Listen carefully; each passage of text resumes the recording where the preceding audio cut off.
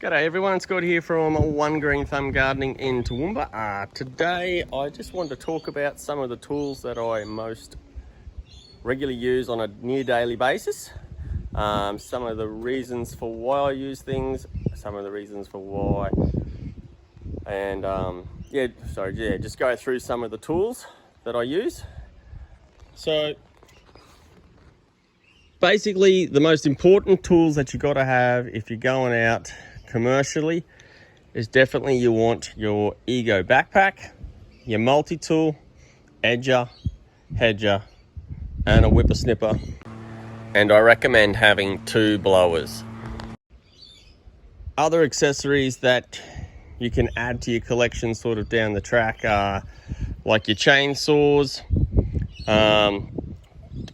your multi-tool chainsaw attachment, handheld hedger, the commercial blower, which is super nice and quiet and powerful. I have also chopped my little guy in half so I can get really tight spots, especially when you're jammed up against fences and stuff and you've got to try and do super tight hedging and topiary.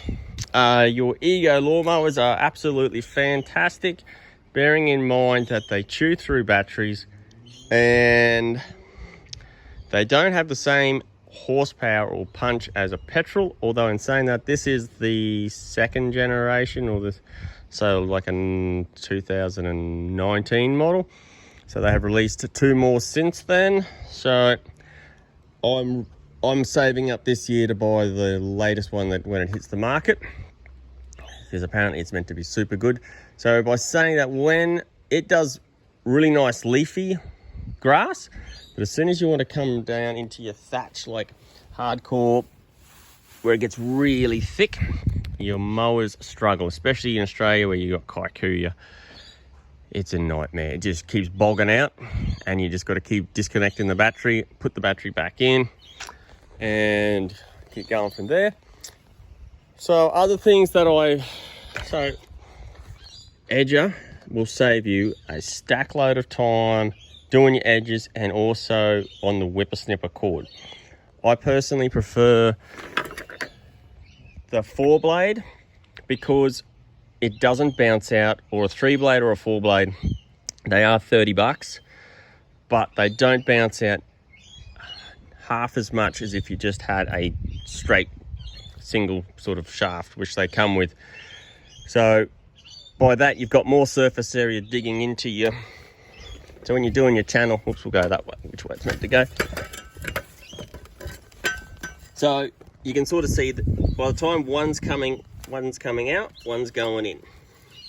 So if you've only got one there, the next one's way up there. So then if you're sort of pushing against your path or driveway, it'll come out and yeah, you just get it bouncing across your path. So I definitely find by having these blades, I know they're a little bit more expensive, but they work a treat.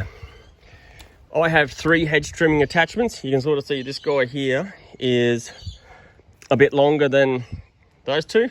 Sometimes just by having that extra, so that just gives me an extra 6 inches, which is just, funny enough, super handy. When you're trying to do a hedge, a big wide one, sometimes that just helps a stack load. So what I've done is I had another one of these chainsaw ones. I just took that pole, put it into my hedger, and then I put the pole into my old chainsaw attachment, except due to my fault, I broke the oil tank, and because of COVID, you can't get parts, so it was just quicker to buy a brand new Ego chainsaw attachment. So these are basically my rough as guts ones. Sometimes when you're doing really thick hedging, say for example, like when you're smashing back like hedges like that, or like those guys there that I was doing last weekend, when you're going right back into that thumbnail thick material, you don't want pristine hedge trimmer. So if you're starting out, get 2 of them. I know it's a bit expensive, but you are going to love the results of having a one that you use just for finishing, like say dwarf morels, any really soft growth. But as soon as you start smashing it into any bigger material, you want one that you can just beat the shit out of, because you can sort of see on the teeth here how they round. I don't know if you can sort of see that, but they round off. So when you go to use that on your real fine hedges, you'll get little sprockets sticking up still. So that's why I have that. So yeah, with my multi-tool, it's probably my most loved and used tool. Excuse my mess from my shed, it's a bit of a brothel at the moment. So then I have a charging station. The slower ones are much better at conserving your batteries for longevity, opposed to using the fast chargers. So I've got 5 slow charge and 5 fast charge here, plus I've got 2 fast charge in the truck. So when I'm at the job site, I'm always able to charge my batteries. 1, 2, 3, 4, 5, 4, 6, 7, 8, 9 fast charges. But and then, all right, so with the batteries, let's go into batteries. They come in your 2.5, 5, 7.5 and your 10. I personally never use the little guy because I'm always using my multi-tool. I don't personally use the handheld hedger, just because I don't like it. I find it irritating. Unless, of course, I have to get to a really tight place and then I have to go to my little baby one. So a 2.5, I would only recommend if you're using it on your hedge trimmer or on your multi-tool with a hedge trimmer attachment. As soon as you start needing to suck lots of energy, you definitely need a 5 or a 7.5. But the worst thing with that, without the backpack, you start putting on plenty of weight. You definitely need 7.5s on your blowers, 5s on your chainsaws,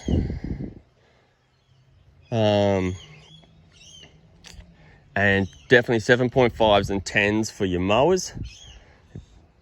Just gives you that extra time. And yeah, if you sort of run a 5, you'll notice that if you're running a 5 amp battery through your lawnmower, that as soon as it gets to a certain percentage, like it can still only have, say it'll be running at 2 bars, it'll actually just stop working and you can't work out why. So what you've actually got to go do is then switch it out and put a bigger amp battery in it to make it go. So with your Ego backpacks, I'm pretty sure they've got a brand new series coming out of that with a waist strap, because the worst thing with these, they are fantastic, except without the waist strap, you'll find that if you go to bend over, this guy here leans forward and then you get smacked in the back of the head with it. The other thing that you need to do when you buy these backpacks is you actually need to stop this part from moving up and down. So I just put 2 screws in all mine there, like that, and that just stops it from moving. I have 5 backpacks. 4 of them have been modified. This was a brand new one, and my staff member decided to chop it while she was using the handheld hedger. So I put a shower cover on. It actually works really quite well. I have hit it with my multi-tool and it didn't quite go through it. So with mine, I've also got this guy on. Now, because of I'm 180 centimeters or 6 foot thereabouts, I've actually put on a bigger cord, which just gives me, especially when you're using your multi-tool, and your multi-tool with the extension in the middle, you'd need that extra length. So that cord, by having that extra length, just gives you a lot easier reach. With my chainsaw, it lives in my truck sitting like that. So and because to keep preserve the chain, I keep it in a different, like in a chainsaw section in my truck. What I'll do, I don't know, now they've all come out with these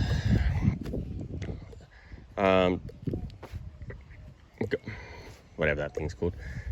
I have still had a couple random ones that have come through with just the solid dot without telling you how charged. The worst thing with that is that even if they're just about flat, you press them, they're green, you put it on your lawnmower and you'll get 2 minutes and the bastard will die on you. So if ever you do have any of these, put them to the front of your battery setup so that they're the first ones used, and then at the end of the day you've got these ones here where you can actually work out what you've got, and then you know you've got full batteries. The blowers, so but the blowers are absolutely amazing. Like, you can, when I was doing retirement villages, you can go into do a retirement village and they are so nice and quiet. The commercial one is super duper quiet. It is so quiet compared to the other ones. I was a bit disappointed that the new one came out and it wasn't as quiet for some strange reason. But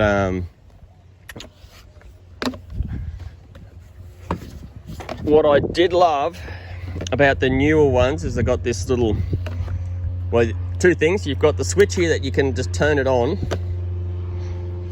Wait for the plane.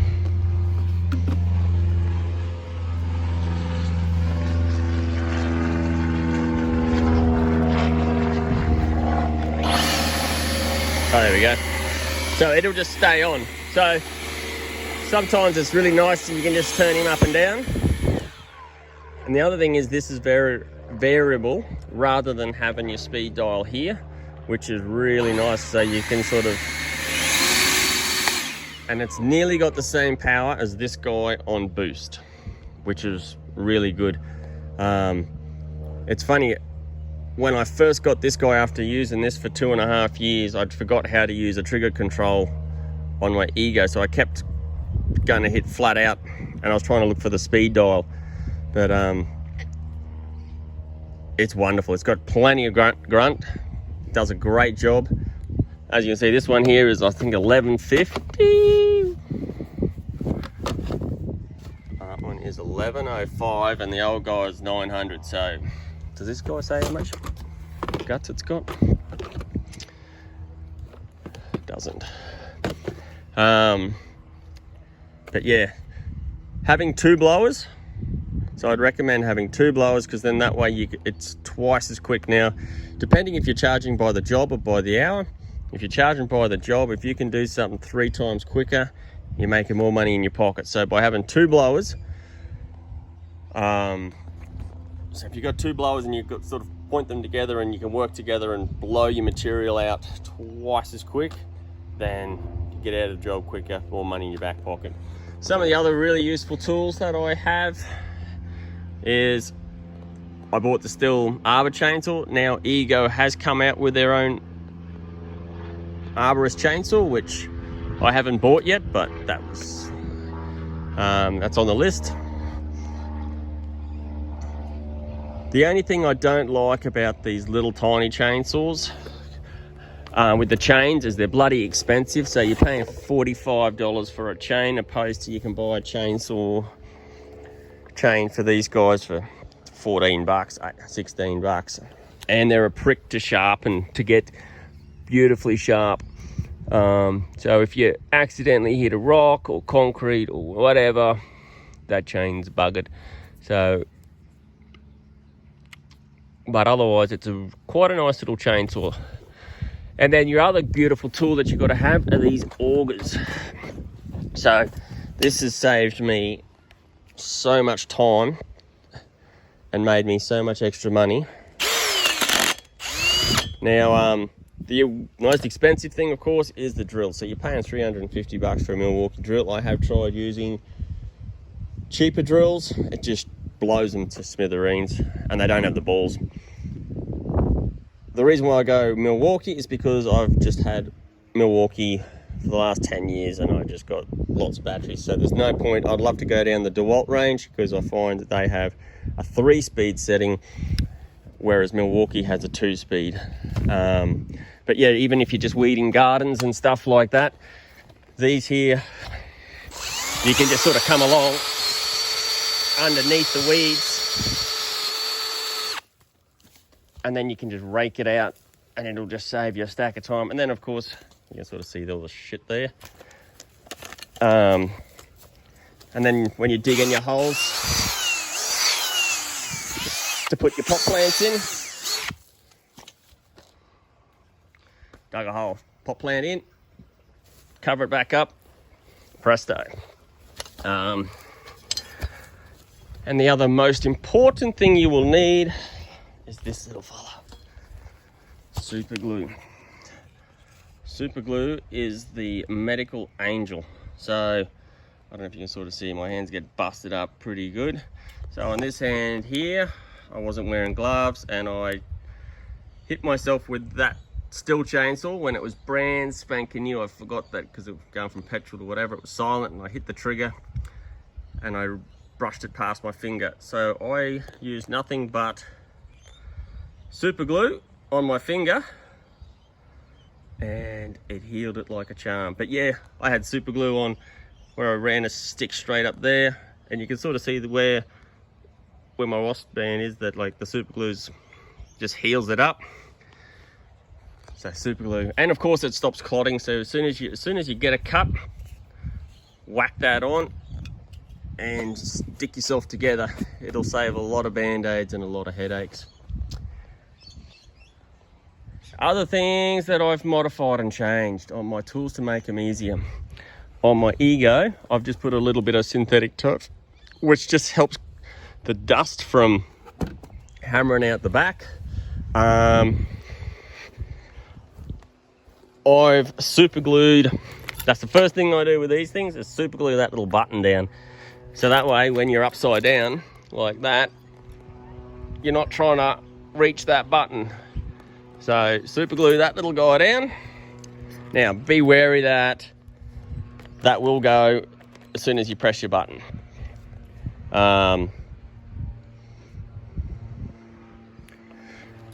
So yeah, and also if you modify your tools, remember that it may not be covered under warranty. Other things that are essential is put some grease nipples on your hedge trimmers. I haven't done that guy yet because but I don't really use it hardcore like what I use these guys. Like these ones just get flogged. And I have super glued that guy down. But this guy does have 2 safety buttons. So, which you definitely need. I would never recommend taking away 2 safety. You always, with a handheld one, the amount of injuries, like my mum's sliced her fingers, we've had friends that have sliced fingers, my brother who's a landscaper, he's sliced his fingers. Shit. This one here is probably the most dangerous tool of every single thing here. So yeah, make sure you've got at least a double safety. This thing here, which I absolutely hate, my Ego Telescopic Hedger. I was hoping that it would be the bees of knees and replace my multi-tool. Unfortunately, there's too many, the buttons are all in the wrong spots. If I'm doing like a 5 meter tall, which I have done other videos of, 5 meter tall, straight up and down, 25 meter long hedge, doesn't work. Try doing a 3 meter wide hedge, doesn't work. Thank you very much to Matt, who did send me a message saying that he did use it and loves it. Unfortunately for me, it's just a no-go zone. I'm not going to use it. although it would be ideal for if you had a chainsaw attachment, not a hedging attachment. I believe that this thing here would be fantastic with a chainsaw attachment, zoom in, rather than a hedge, because you've got that weight up there. When you're like cutting down on your tree, you've got this extra weight pulling down. Worst thing with a hedge trimmer though is when you've got your weight coming down, you've got to then try and pull it back up to like hedge. And I tell you what, she gives you a workout. I spent nearly 600 bucks, probably more, trying to get chiropractor, acupuncture, massage to get my shoulders fixed after using this guy for 4 or 5 hours. She wrecked me. So, but just the whole cumbersome thing of it, this grip here twists, especially when it gets hot. Like you'll go to move up and down, that'll twist, and then of course you accidentally grab that thing, and then your hedger will slide into the wrong position. I did try what someone said of pulling that down and you can flick this guy around. Not a fan of that. You sort of need to use 2 hands to put it into the correct position, because even when you're trying to flick it, it'll only go one notch. Sometimes you want it to go like full 360, not 360, a full like say 90 degrees, but it won't spin. Whereas these guys, you know, like when you got it, you can hold it and then twist it to exactly where you want it. Whereas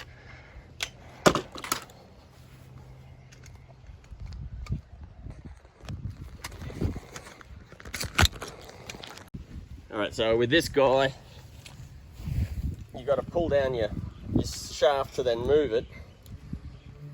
Now you can pull it down and put it up against a branch or whatever to slide it down, but then like I don't know, I tried doing that. I wasn't a fan of trying to put it up against a branch to move it up and then sliding down to where I wanted it. I like the control of the handle.